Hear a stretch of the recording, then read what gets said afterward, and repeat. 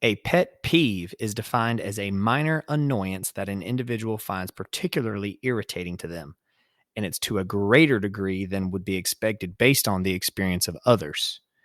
Today we're talking teachers' pet peeves. Stay tuned. I'm Colby. And I'm Katie, and you're listening to What Would Teachers Say? All right, boys and girls, school is now in session. Pet peeves. Yes, pet peeves.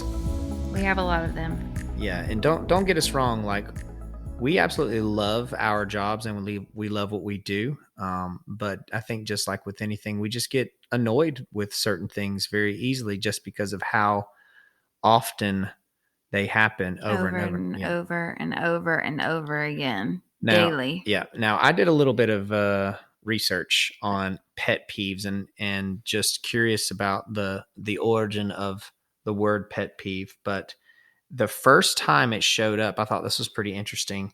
The term pet peeve was introduced in a comic strip back in 1916, and it was called The Little Pet Peeve, and it was in like a newspaper. And what it was just humorous little critiques of generally thoughtless behaviors and nuances or frustrations. And so it included things like when people would be in the movie theater, and this is when they had silent films, and people would read the subtitles out loud. Oh my gosh. Could you imagine? No. Or cracking an egg when you're baking just to find out that the egg was rotten, or a backseat driver, or rugs that keep catching the bottom of the door and bunching up. So there's like just a bunch of those little small things. I'm starting to get it's starting to get anxious. Yes. My palms are sweating. So today what we're going to do is Katie and I are going to go through and rank our top 5 pet peeves as teachers. Mine are going to come from the high school level, and Katie's are going to come from the elementary school level. So it's going to be interesting. Maybe they'll match, though. And maybe they'll match. And see, here's the thing too, is we don't know what the other one has put down for their ranked pet peeves. And I asked Colby, I said, do I really have to rank them? Because they're all the same level for me. Just to make the show a little bit more engaging, and to add a little suspense to it, I forced her to rank them. So we're going to get into that. We're also going to have some honorable mentions from our colleagues who have posted on our social media of what their pet peeves were. And also, I asked some of my students what their pet peeves as students were. And I think it'll be pretty interesting when we reveal that later. But without further ado, let's get into top 5 teacher pet peeves. Number 5. Are you ready for my number 5? Yep. Snacks. Snacks? Yeah. Noisy, stinky snacks. Annoying. Okay. Coming from the individual who loves beef jerky, yes. that is worst smelling snack ever. Snacks is a pet peeve of yours? Just the whole like snack process. Now, I don't care that kids eat, and I know they have to snack, but it's just how annoying it is. The sounds, like right when I'm lecturing, like it's like the old man in the back of the church with his Werther's mint that he can't get. He can't get unwrapped. No, it's just a mint. Or a mint. And it's just like, or in the dead silence of a movie where like people are opening up like a bag of candy, but like I'll be lecturing. Why I purposely do that during the previews. Yeah. And so I tell the kids, I'm like, hey, all right, go ahead and open up your snacks, whatever, because I'll just be sitting talking right in the middle, or like getting to the climax of the lecture. And then some kid in the back's got to open up the absolute most noisiest thing and then start just like crunching on it. And then it's the sour cream and cheddar chips that smell like they taste great, but better than Funyuns. That's true. They taste great, but they smell gross to everyone. So my number 5, I know that sounds ridiculous, but it's snacks. Like if you could see me right now, my mouth is completely dropped because I can see where you're coming from. Like when I first started teaching, that was a pain in my behind, but I'm so used to it now that it's not really a pet peeve. Well, it's just, I mean, it's But just I can annoying. see that. Yeah, and then also leaving the trash and stuff on there. Just the Oh, whole snack yeah. process is just for Just the me whole thing. the whole snacking process. All right, That's funny. yeah. So what Okay. is your fifth top five? My Number five. this has always been mine, and it always will be mine. Tapping pencils. It doesn't even have Tapping. to be a dadgum pencil. It could be a marker, colored pencil. I don't care. Like it's just the consistent beating of it on the actual table or the chair Yeah. or the floor or whatever, and it's at inopportune times. Yeah. Like it's when everything is dead silent, everybody is working hard. I'm working hard with a small group, and it just grates on my nerves. I think do you remember when like pen tapping, like where it was like this thing where like the kids would do it in some sort of like rhythm and beat where they would like bang their hands and also like Oh, do yes. different parts of the pen, like That sounds like something you would do. no, I don't have rhythm to be able to do that. I would get like a beat started and then I'd get like one bar into the tapping and it was just terrible. But yeah, I can see that. Like, and it's gotten so bad, like it's an easy snap for me to be like, stop it. Yeah, I get it. Well, there's our number fives. Number four. Okay, number 4, hoodies. I don't mind if you're wearing a hoodie, but it's the actual hood part that you wear during class, or they'll put it up, try to act like they're cool. Or I've asked several times for them to put their hoodie down because it's, in my opinion, it's disrespectful to wear that in class or in school because you're inside the building. But what if their ears are cold? I don't care. I don't care if your ears are cold. Can they wear earmuffs? I mean, it's not like it's 40 degrees inside. Like you're not outside. You don't need to wear Yeah. your hoodie. I think of two things when it comes to kids wearing the hoodie. I think of Kenny from South Park, and I think Pedro right after he buzzed his head and he goes, "My head is really hot," and then he puts his hoodie on because he's embarrassed by his haircut. Which is perfect for my grade level because there's a lot of kids that do that and they're like embarrassed to pull it down. I was like, I don't care if you got a haircut, They take got the hood off. I'm that like, you great look clips. fine. That's funny. Like it just, for some reason, it just chaps. Yeah, it chaps you. I think that's funny that that's your number 4 because I think my number 4 kind of plays into that because the reason why a lot of mine wear the hoodies is because of their AirPods. They want to hide their AirPods, and this is my number 4 is AirPods. Is they want to hide the AirPods, and girls will like have their hair like draped over their ears so that way I can't see the AirPod because They honestly think we're that stupid. They do. And here's something too that's even stupider. Is that a word? We don't teach reading. They will listen to music while I am teaching. Like, and when I say teach, I mean like lecturing because, you know, teaching is all different facets. But while I'm lecturing, they will listen to music and how? With like their phone, they'll No. I know how, bro. I'm talking about like how do you listen to music and listen to a lecture at the same time? You don't. There is boatloads of research that shows that you cannot focus or you cannot do what's called multitasking. Your brain can only function and operate focusing on one thing at a time. So if you're overloading your language center with music with words and also your teacher talking out loud, you're only getting bits and pieces of both sides. And I'll just go ahead and tell you, the kids that do this in my class, they're not some of the brightest kids.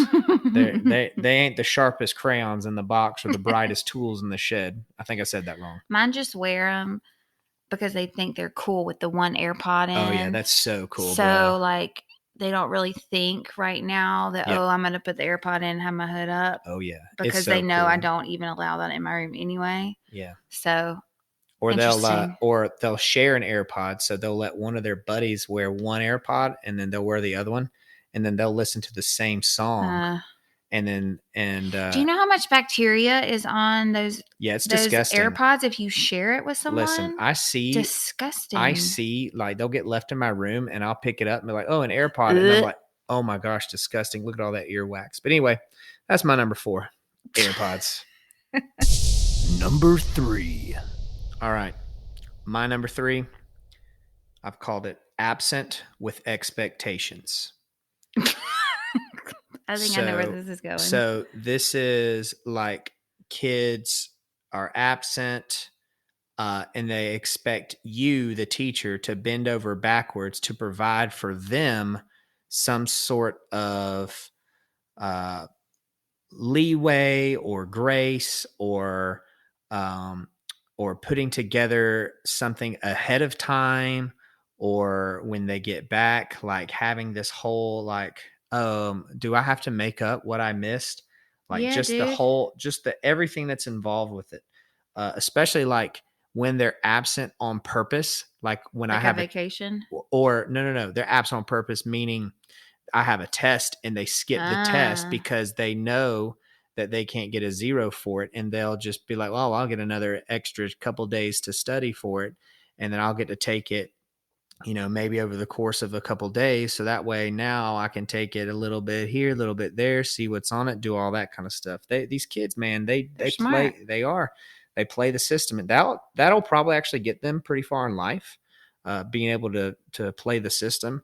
But it is super annoying on my part because I'm just trying to teach these kids like good critical thinking skills, and I just use my subject material to deliver that to them.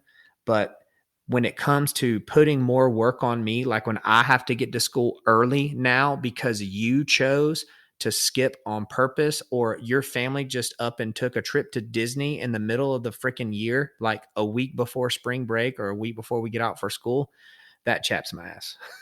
Yeah. I, what's worse, that or them coming in and saying, "Hey, did I miss anything?" Yeah, No, did I miss that? bro. We stopped. The whole world stopped when you were not at school Yep. today, and we just totally mourned the fact that you were not at school. Yeah, Yeah, no. I always like to Sorry. say, yeah, we had a party, we watched this, all this kind of stuff, whatever. Uh, But that's actually going to tie into one of my other pet peeves later. So I don't want to jump down that rabbit hole too soon. But what do you got? my number 3 is well, not really like that, but it's asking what we're doing after I've already given the directions. Probably because they had their AirPods in, right? No, most of mine don't have AirPods, or they forget their headphones knowing that they need them anyway. But I've gone through and I've actually done examples of the expectations of the activity. And you still have that one kid that's like, "What are we doing? I don't get it." Yeah, And I'm like, "Is this real life?" yeah, I have that too. Like, I just explained it, and that's where my ask 3 before me come in. Like, don't dare come to me and ask what we're doing or how to do something when I've already gone through it. You need to figure it out if your friends are nice enough to help you out. Right. Number 2. Okay, my number 2. Mm-hmm. So I have to set it up a little bit. Okay. So, like for elementary, like they come in, they have morning routine, they unpack, they get their things for class, whatever. Right. Everything is clearly written on the board for what they need to do.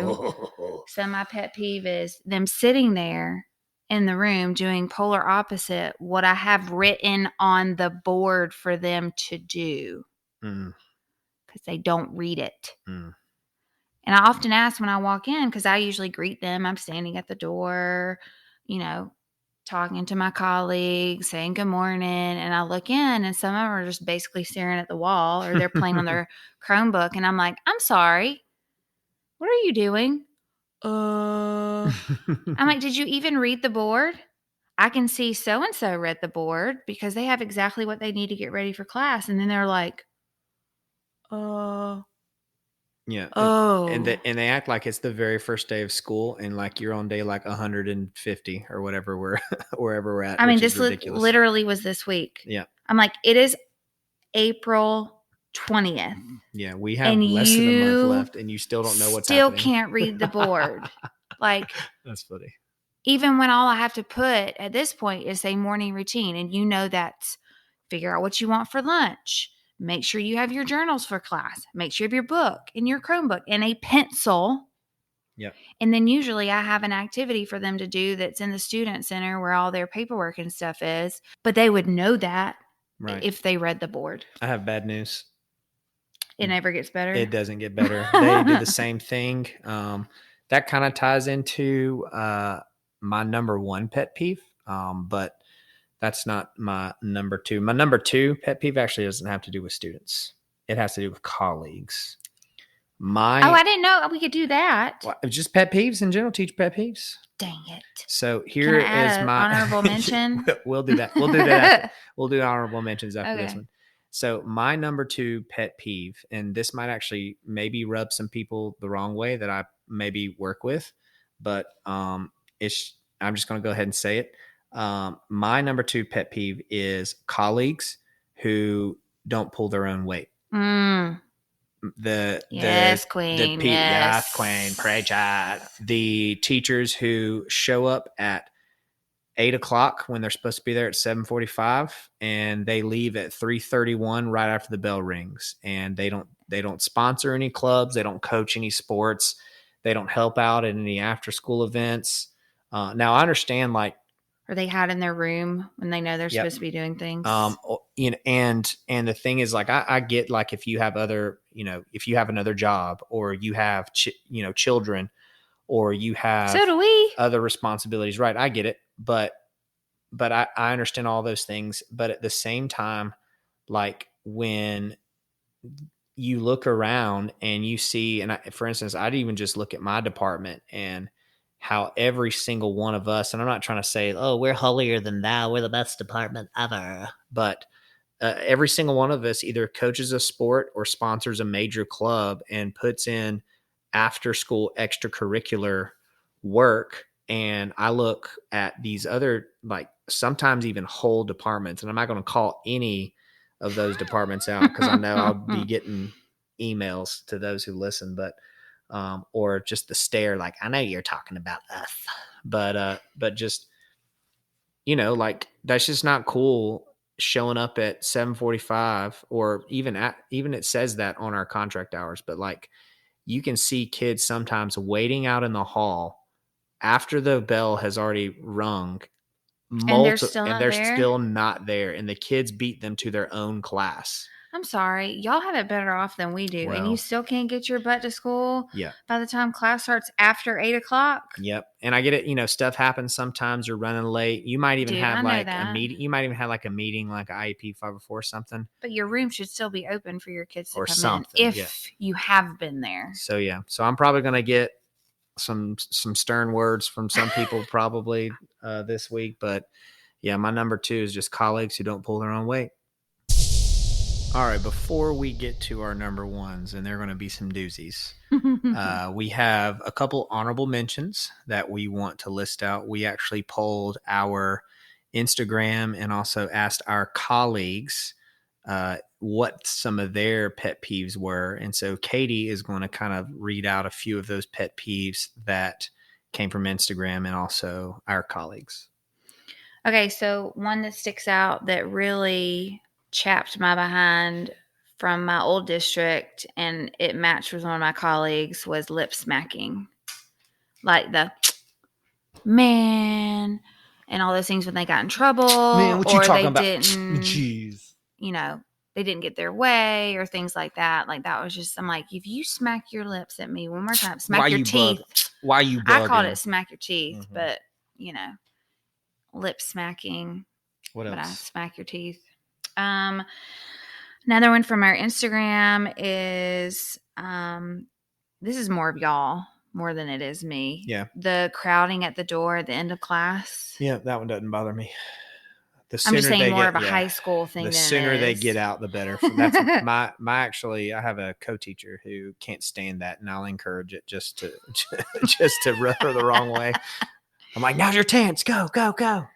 Another one was students who write things on the board without permission or erase things from, like, I guess, like an important calendar or whatever. Oh yeah, like a whiteboard. Like, that would get on my nerves, but the actual writing on the board doesn't bother me. Like, I'm elementary though, so my kids love leaving me like, oh, I love so and so. Oh, I love so and so and so and so. Yeah, and I have like kids that'll come in and just like write random stuff, but I mean, they erase it As long as it's not inappropriate. Yeah, It doesn't bother me. They just like the dry erase board concept. Isn't that crazy how certain things that we have as pet peeves don't bother us other at all. people, or other people's pet peeves don't bother us? Yep.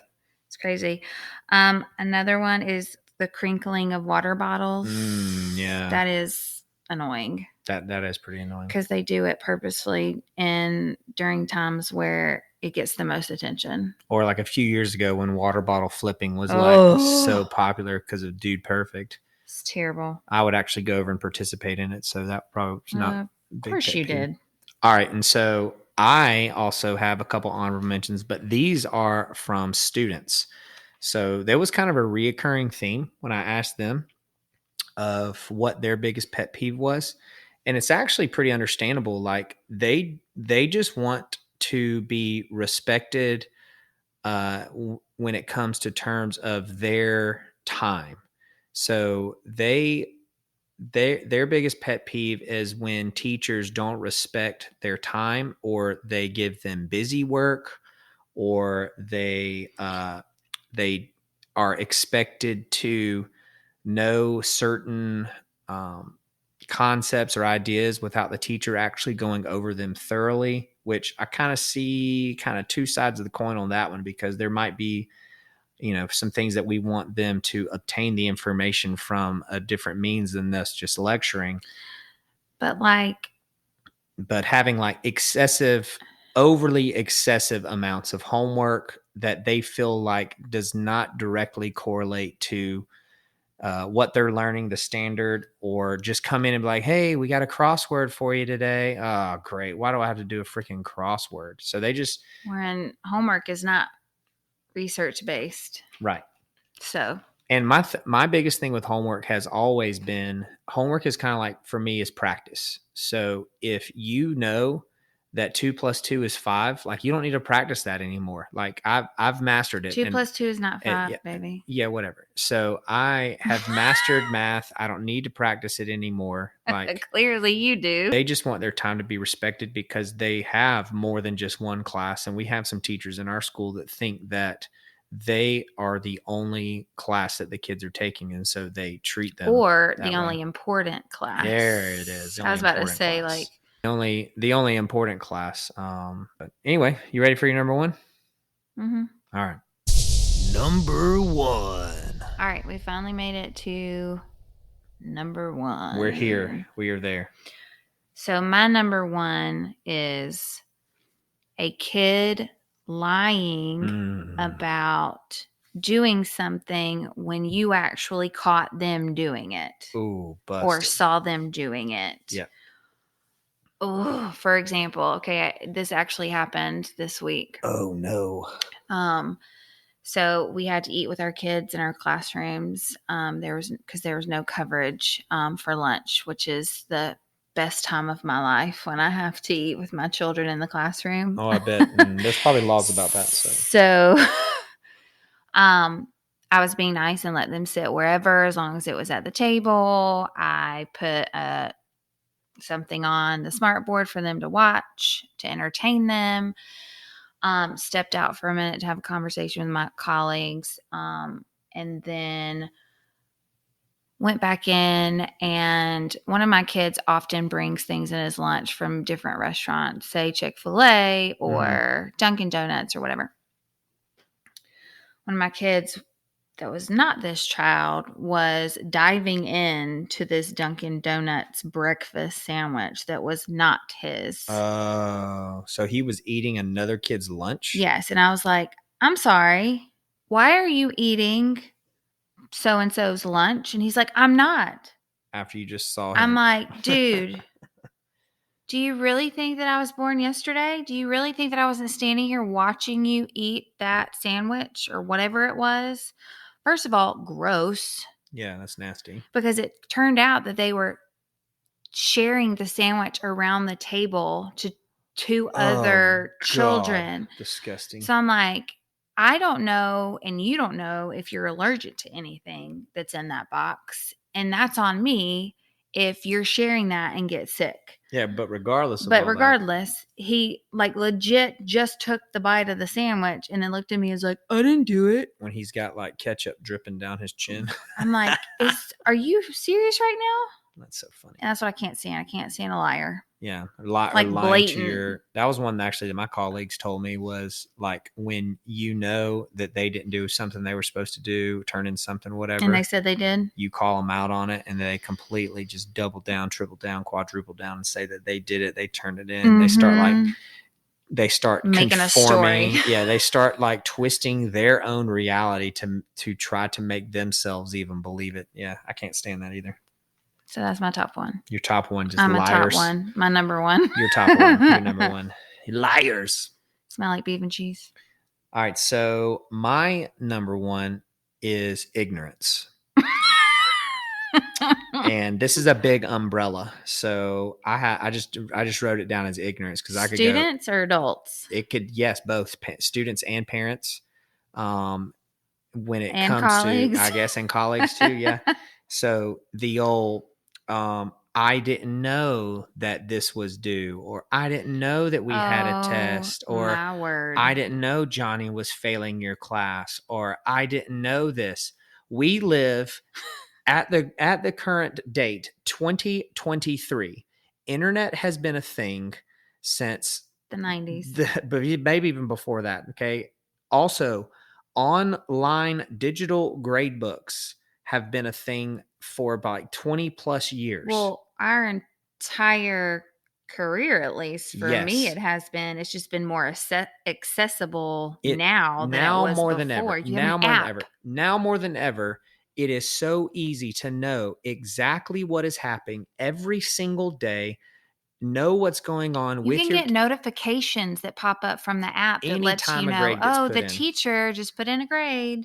So like when I get these emails at the end of the year, oh, I didn't know Sally was failing your class. I'm like, that's on you. This trick has been failing since the first day when she didn't turn in stuff. Like, how could you not know? Like, you need to have your parent card pulled because that is so ignorant and so neglectful of your child not keeping. Like, you have one job, raise your kid.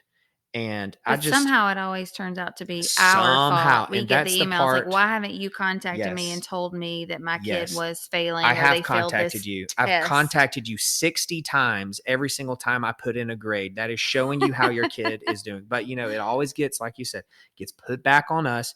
It makes more work for me to have to do because now I have to call you or talk to you. I got to fill out a report. I got to talk to admin. Oh, and heaven forbid it's a freaking senior who's failing, because then it's like, oh, we got to make sure they get graduated and all this other stuff. So, and I think you had mentioned this earlier, like when the kids are absent and they come back in with what did we do yesterday? I'm like, well, we have I don't know. We have a learning management system that has what we do every single day. Mm-hmm. And it's in 7 different spots. It's written on the board like, oh, I don't know. What did we do yesterday? We have remind. Let me turn my face around and look at the whiteboard where it's written on on what we do every single day. Oh, I don't freaking know. Maybe it's somewhere in the room where it's clear for everyone to see what we're doing. Always been. I'm getting jacked up on that. Like I'm super heated. Yeah, because it's annoying. Yeah, especially at that age. So are we moving then yours up on the list a little bit? Because now you're kind of piggybacking on mine and kind of joining the party. Kind of like connects. They definitely relate. Like it's just you have one job. Yeah, I have one job to teach you. You have one job to come in and follow directions. Just learn it. Well, just do what it says on the board. Like I never went into a classroom when I was a kid. No. And didn't at least look at the board to see if there was something for me to do. Now, we didn't have like the projectors and things when I was in school. It was written on chalkboard. It was written on the chalkboard. It was written on the whiteboard. But I knew what I was supposed to do when I walked in the door. Yeah. And it wasn't gallivanting around the room saying what's up to my BFF. It was sitting my tail in a desk and getting my stuff done. Right. Well, those are our top 5 pet peeves. I think my blood pressure is boiling a little bit because I'm just like kind of reliving all those moments and just getting me a little antsy. I might have to put on some more deodorant. Kind of got me sweating a little bit. I think it was pretty unique though to see that we have some in common with high school and elementary. It's like kids just don't change; they just No, get bigger. they get larger. They stay the same amount of annoying. They just get bigger. Thank you so much for listening to the What Would Teachers Say podcast. We're excited about bringing you brand new episodes each week on Monday, so that way you can start your week off right. And remember, be a teacher's pet and not a pet peeve. Class dismissed.